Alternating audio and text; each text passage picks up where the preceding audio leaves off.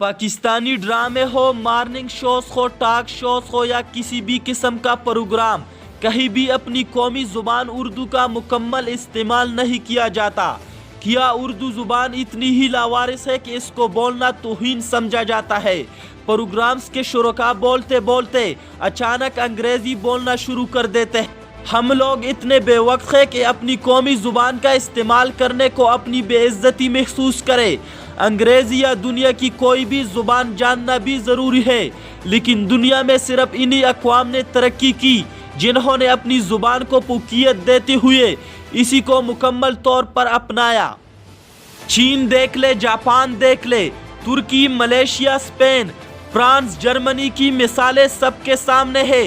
क्या वो लोग अंग्रेज़ी नहीं अपना सकते थे? यकीनन हाँ, मगर इन ममालिक की हुकूमतों ने मुल्क भर के सरकारी, नीम सरकारी और प्राइवेट इदारों में अपनी ज़ुबान का इस्तेमाल लाजिमी करार दिया। मगर अफसोस की बात है कि न पाकिस्तानी हुकूमत, न पाकिस्तानी कंपनियां, अदालतें, फौज, शोबे, स्पोर्ट्स, जिस भी शुबा ज़िंदगी को देखे हर जगह अंग्रेज़ी ज़ुबान में ख़त व ख़तबात की जाती है, जो कि अपनी ज़ुबान के साथ ज़्यादती है। या तो अंग्रेज़ी को ही कौमी ज़ुबान करार दिया जाए ताकि कौम को इस शशो पंच से निकाला जा सके। अदालतों, फौज समेत तमाम सरकारी शुबाजात, इदारों, कंपनियों में उर्दू की दफ्तरी इस्तेमाल को लाजिमी करार दिया जाए, बल्कि उर्दू ज़ुबान बोल चाल के तौर पर भी राइज किया जाए।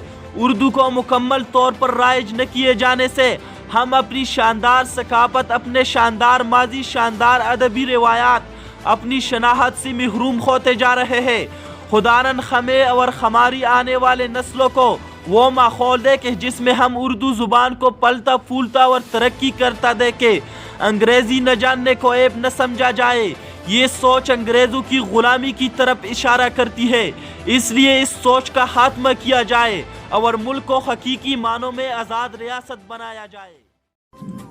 अपने मेज़बान अदनान परास को इजाज़त दीजिए और देखते रहिए पाकिस्तान चैनल।